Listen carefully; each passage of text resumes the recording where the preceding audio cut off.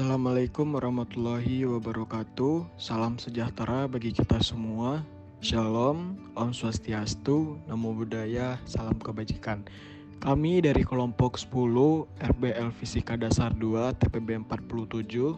Perkenalkan, nama saya Sira Rizky Amanda dengan NIM 122-35122 dari Program Studi Teknologi Pangan. Perkenalkan, nama saya Ruli Erlina Simbolon dengan NIM 122-350-121 dari Prodi Teknologi Pangan. Perkenalkan, nama saya Rizky Mimau Lindiana dengan NIM 122-350-128 dari Prodi Teknologi Pangan. Perkenalkan, nama saya Hindi Rizky Jeboro dengan NIM 122420071 dari Prodi Rekayasa Kehutanan. Perkenalkan, nama saya Rolivia Salsanabila dengan NIM 122-350-114 dari Prodi Teknologi Pangan.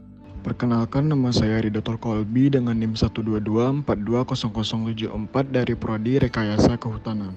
Motor listrik merupakan sebuah perangkat atau alat elektromagnetis yang mengubah energi listrik menjadi energi mekanik dan merupakan salah satu contoh penerapan gaya Lorentz. Motor listrik sederhana memerlukan pelengkap tegangan yang searah pada kumparan jangkar dan kumparan medan untuk diubah menjadi energi mekanik. Besar gaya Lorentz bergantung pada beberapa opsi, yaitu besar medan magnetik, besar arus yang mengalir, panjang kawat penghantar, dan sudut yang terbentuk antara arus listrik dan medan magnetik. Motor listrik memiliki dua bagian utama, yaitu stator dan rotor, di mana stator adalah bagian motor listrik yang diam dan rotor adalah bagian listrik yang bergerak.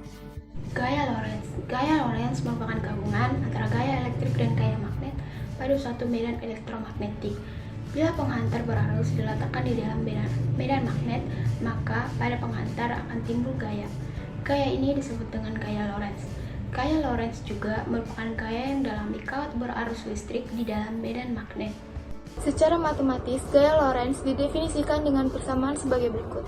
F sama dengan B kali I kali L kali sin theta. Keterangannya, F adalah gaya Lorentz, satuannya Newton, B medan magnetik, satuannya Tesla, I kuat arus listrik, satuannya ampere, L panjang kawat penghantar, satuannya meter, dan terakhir theta adalah sudut antara arus listrik dan arah medan magnetik.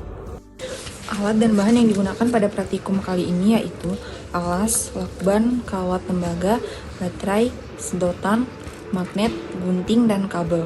Untuk bahan yang kami gunakan adalah selotip, baterai, gunting, kawat tembaga besar, kawat tembaga kecil, magnet, sedotan plastik, dan peniti.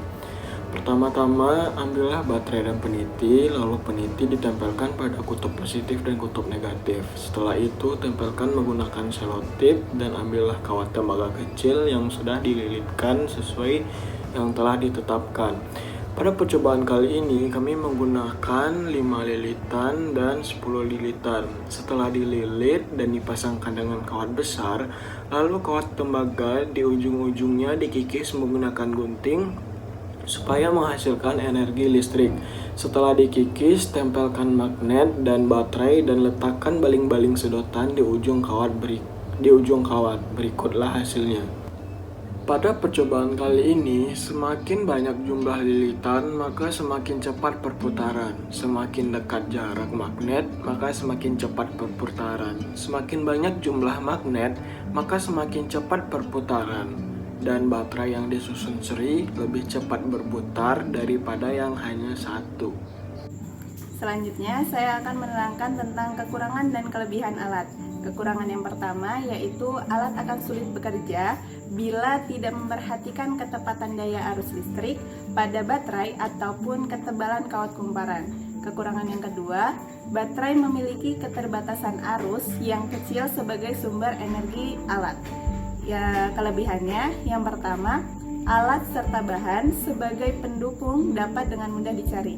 Yang kedua, alat dapat menunjukkan perbedaan kecepatan putar pada kumparan ketika terjadi variasi jumlah baterai, lilitan, dan lain-lain.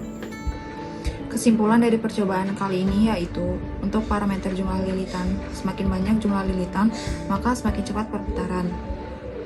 Yang kedua, untuk parameter jarak magnet, semakin dekat jarak magnet, maka semakin cepat perputaran. Yang ketiga, untuk parameter jumlah magnet, semakin banyak jumlah magnet, maka semakin cepat perputaran. Yang keempat, untuk parameter baterai disusun seri, Baterai yang disusun seri lebih cepat berputar daripada hanya dengan satu baterai. Sekian dari persentase kelompok kami. Wassalamualaikum warahmatullahi wabarakatuh.